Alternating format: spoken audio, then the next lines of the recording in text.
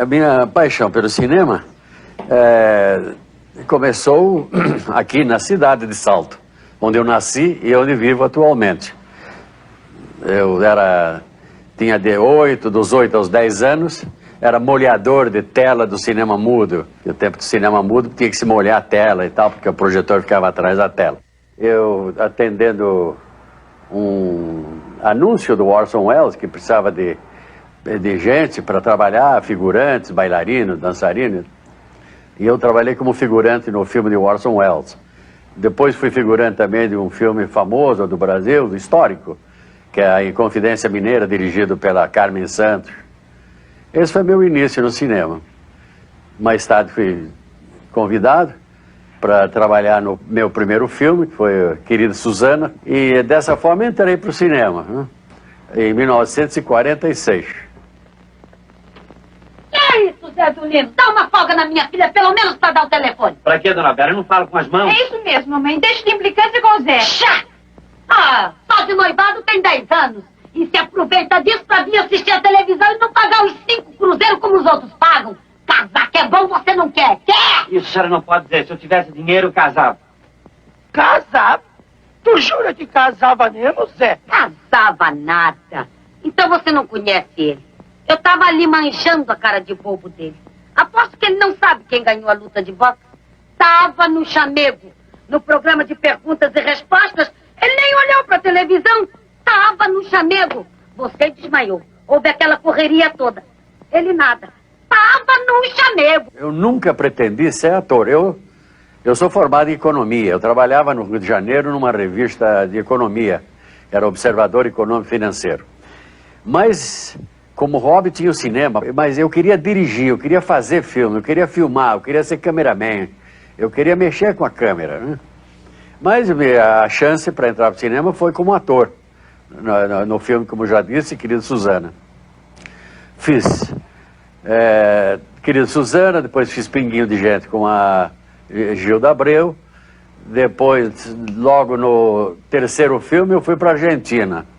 Eu fui contratado pelos estúdios São Miguel, voltei para o Brasil, fui contratado pelos estúdios da Atlântida, estreiei num drama que chamava Terra Violenta, direção de um norte-americano, Eduardo Bernudi.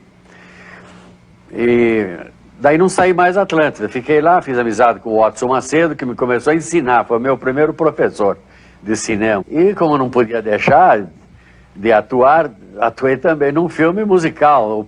Entrei para o cinema musical, com toda a minha timidez.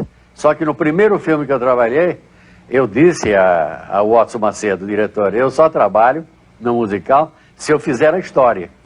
Que eu achava que faltava alguma coisa naqueles musicais da Atlântida, que tinham histórias muito infantis e meio inconsequentes. E eu fiz a história, o roteiro do filme que tornou-se famoso como modelo da chanchada da Atlântida. Chama-se Carnaval no Fogo. Esse filme foi recorde de bilheteria no Brasil, e daí fizeram mais de 200 filmes parecidos, iguais, sempre copiavam a fórmula. Eu fiz uma história, que é o Carnaval no Fogo. Eu fiz uma história que era um drama meio social, que era de uma pessoa pobre, de um rapaz galã pobre, que não era músico, que queria vencer na vida.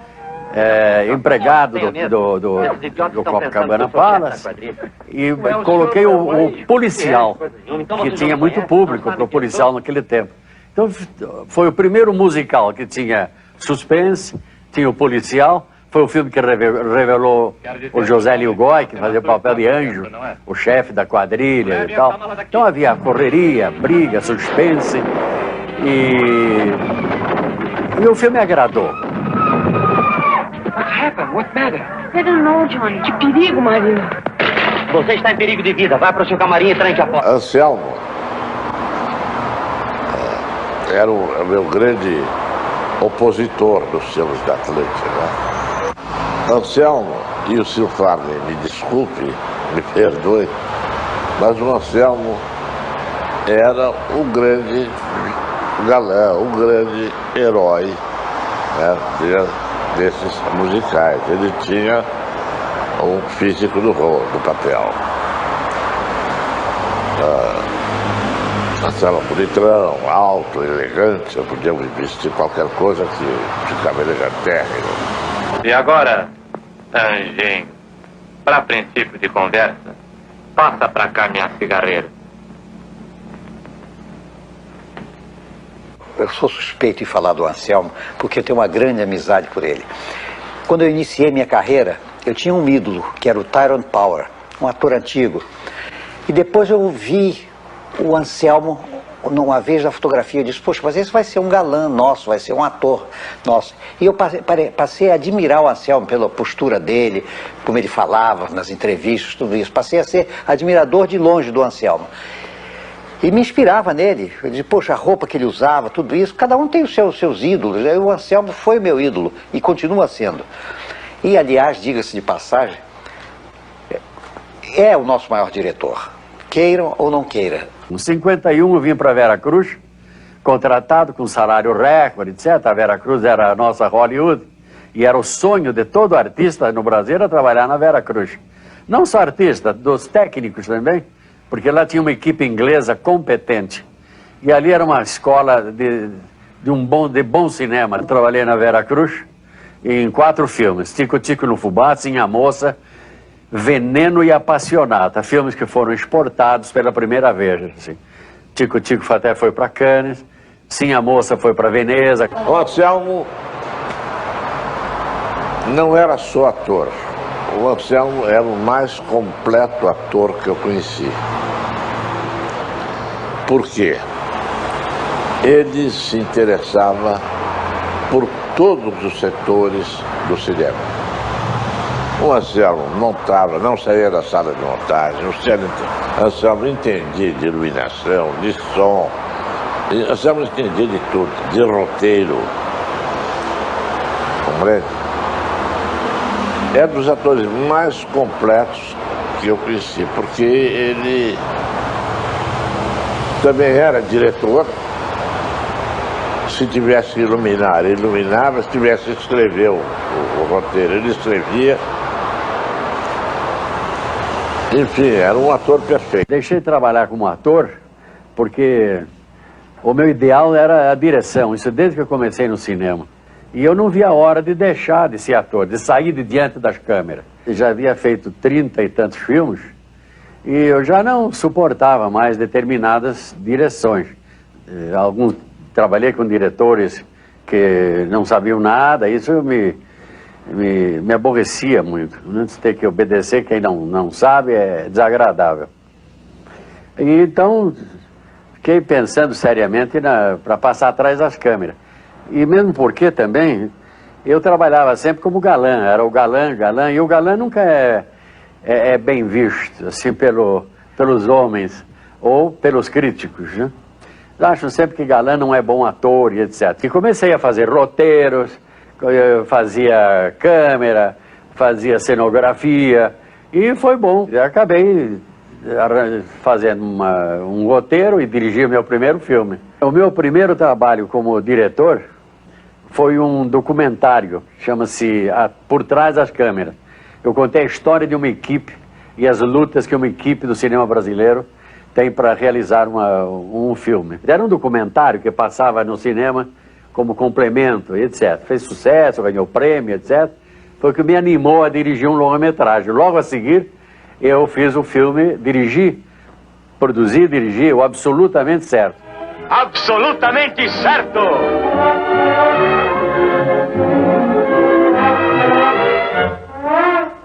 Era uma sátira a programas de televisão. Na época, o mais famoso era O Céu é o Limite. Absolutamente certas as respostas do trio Iraquitã, que responde sobre música popular brasileira. Boa noite, dona Beda. Já começou o programa da televisão? Já, 5 mangos. Manda. Próxima candidata Pode é entrar. Madame Clarice Ramos. Solteiro ou casado, seu Zé de Leque? Nem solteiro, nem casado. Viúvo? Não, senhor. Noivo. Eu fiz 8 filmes, mas não podia deixar de citar, o que me deu imensa satisfação pelos resultados conseguidos, e eu acho que é o que o público mais gosta também, que é o filme O Pagador de Promessas, que é de uma peça, de uma história muito boa do Dias Gomes, e que eu adaptei para o cinema. Padre, eu não quis imitar Jesus. Não é verdade. Eu gravei bem suas palavras. Você disse que prometeu carregar uma cruz tão pesada como a de Cristo. Sim, mas isso... Isso prova que você está sendo submetido a uma tentação ainda maior, a de igualar seu Filho de Deus. Não, padre. Por que então repete a divina paixão? Para salvar a humanidade? Não. Para salvar o burro. Padre, Nicolau... É um burro com nome cristão. Mas, padre, não foi Deus quem criou também os burros? Mas não a sua semelhança. E não foi para salvá-los que mandou seu filho. Foi por nós, por você, por mim, pela humanidade. Entendeu? Padre, Nicolau não é um burro como os outros. O senhor não conhece Nicolau. É um burro com alma de gente. Pois nem que tenha alma de anjo. Nesta igreja você não entrará com esta cruz. Eu fui chamado para assistir uma peça de teatro no Teatro Brasileiro de Comédia de São Paulo, que era O Pagador de Promessas. Eu fui assistir, gostei da peça de teatro, e porque era exatamente aquilo que eu estava buscando, aquilo que eu estava precisando. E comprei a história do Dias Gomes e realizei o filme. Quando vi pela primeira vez a peça de teatro do Dias Gomes, ela veio já aureolada, assim, ela já veio, assim, benzida, assim, por Deus. Tudo deu certo no Pagador de Promessas. Inicialmente, na Bahia, para filmar, eu precisava de uma casa que ficasse bem em frente à escadaria, porque ali, segundo a história, tinha que ter um botequinho, o boteco do galego, do espanhol. E a pessoa que morava lá não permitia que ceder a casa. Aí eu fiquei conhecendo as coisas místicas da Bahia. Conheci uma pessoa que recebia a entidade de Inhansã espiritual. E me disseram que ela poderia, a única que poderia fazer com que a pessoa mudasse de lá. Porque eu ia contar a história de Inhansã, que é a história do Pagador de Promessa, é a história do sincretismo religioso da Bahia, fora todas as intolerâncias que tem na sua história, uma história completa da Bahia. E aí eu procurei essa tal de Dona Elza, e ela jogou os búzios, eu não acreditava naquilo. E ela disse, pode ir lá na casa, que a pessoa vai sair, vai ceder a casa. E isso aconteceu. Mais tarde eu fiquei acreditando nela, porque ela, para mim aquilo já era milagre, né? Falei, eu preciso agora de sol. Eu preciso de 2 meses de sol. Pois fez 2 meses de sol, ela fazia lá os seus trabalhos, e daí teve 2 meses de sol na escadaria da Bahia para realizar o filme.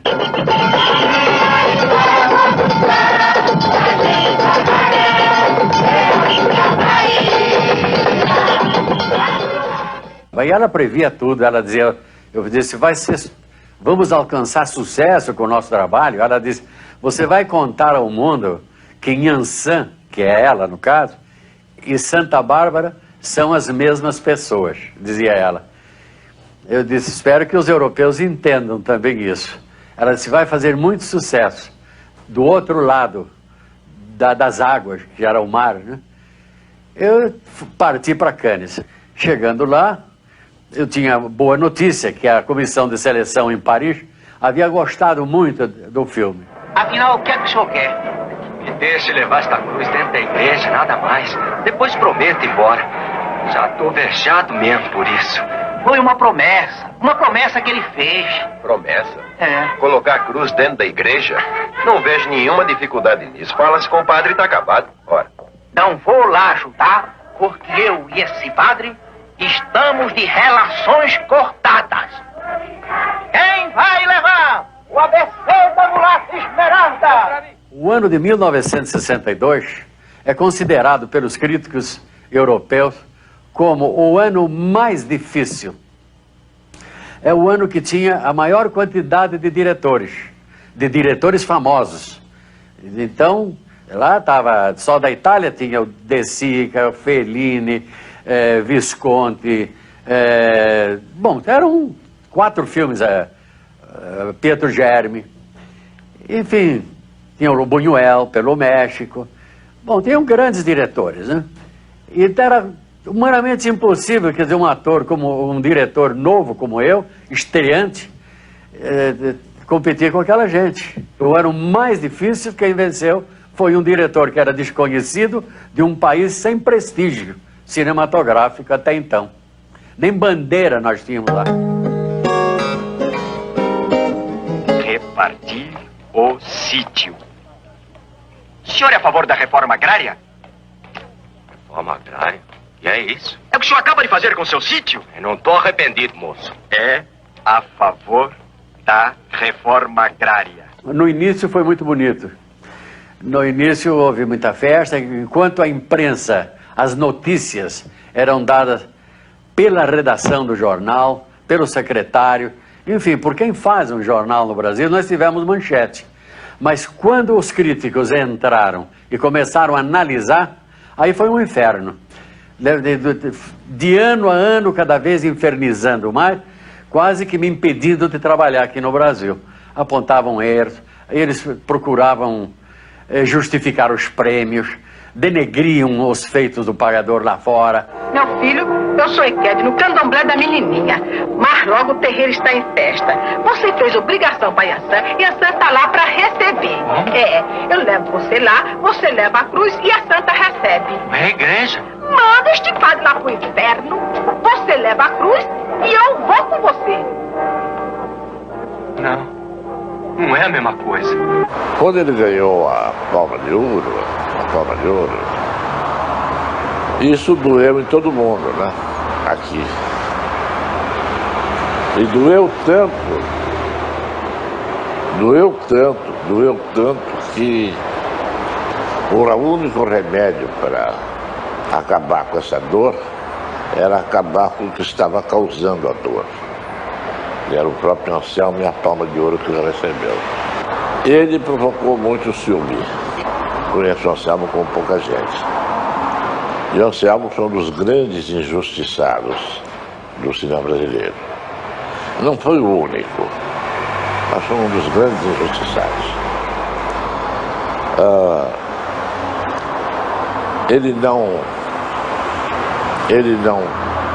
Ele deixou a televisão passar. Ele fez uma ou duas ou três experiências na televisão, mas ele era um homem essencialmente de cinema. Sei que o público gosta mais dos meus filmes como ator, mas eu realizei um filme que tecnicamente e artisticamente me agrada muito, que é A Vereda da Salvação, e que desagradou toda a crítica, todo mundo, e deu prejuízo total. E tecnicamente, artisticamente, para mim e para o cameraman, que é o Ricardo Aronofsky, é assim, o melhor, tecnicamente, o melhor filme que eu fiz. Eu tive imenso prazer de ter feito esse filme, e ele serve hoje de escola em cursos de cinema. Fiz Um Certo Capitão Rodrigo, sem assistente, que era para ser uma superprodução, e acabou sendo uma produção onde não tinha dinheiro nem para alugar cavalos. Fiz o Descarte, naquele jardim de Burle Marx, que é muito bonito, o ambiente, a história é muito interessante, é um policial, feito com a Glória Menezes e o Rony Von. Fiz também o Crime do Zé Vigorna, com o Lima Duarte e o Estênio Garcia, que é uma história política dos anos de 20, onde eu faço uma demonstração de como era o mundo, como era a vida com o cinema mudo, porque a época era de 1930, não é? Então eu reproduzo toda a minha infância no cinema, que é o cinema mudo. Fiz um filme que eu não gosto, que não tem história, não tem nada, com o Pelé, que é Os Trombadinhas. Fiz A Vereda da Salvação, que foi citado pelo Cahiers do Cinema, através de uma entrevista do Ricardo Aronofsky, como sendo um filme inovador, avançado, em 1965, e que aqui no Brasil os críticos disseram que era o pior filme do mundo, do Zé Vigorna, é outro, recomendado pela imprensa da Alemanha como o melhor espetáculo do ano. Não percam esse filme. Tem um ator que é simplesmente chapliniano, que é o Lima Duarte, e o diretor que nós conhecemos, do Pagador de Promessas, devia estar no Festival de Berlim nesse momento, e não na televisão. Então foram essas coisas que fizeram comigo e com o cinema brasileiro. Me impediram de trabalhar, me tiraram o ânimo, me tiraram o entusiasmo. Porque ninguém tem entusiasmo de trabalhar sabendo que, de antemão, que já não vai ser bem recebido. que vão procurar desculpas para o sucesso. Eu faço filmes para o grande público assistir. Os meus filmes, todos foram traduzidos em todos os idiomas e foram exportados, porque eles têm qualidades técnicas para ser exibidos com respeito ao público de qualquer cidade do mundo. É só isso que eu tenho a dizer àqueles que ainda não viram os meus filmes. Vocês sabem a letra e a melodia deste samba? Sabemos. Poderiam cantá-lo? Podemos sim.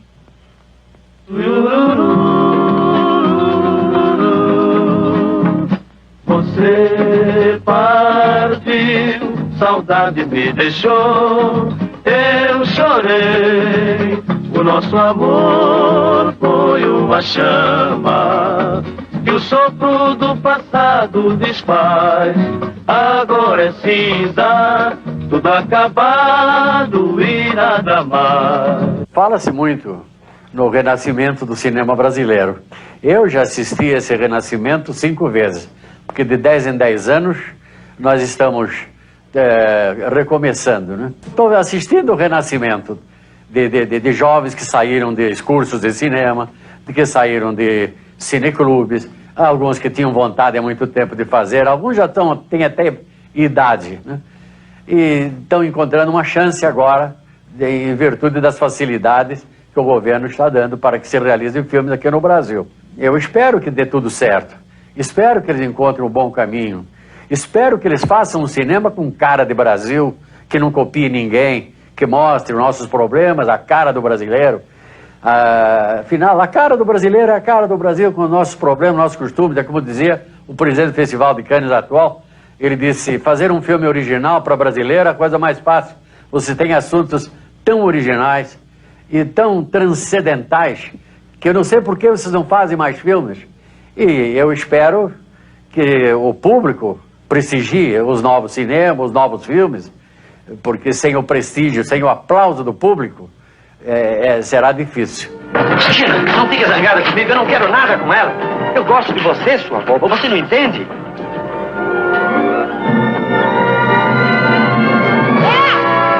Ela vai casar. Pode estar certo, Dona Bela. Eu é que estou absolutamente certa.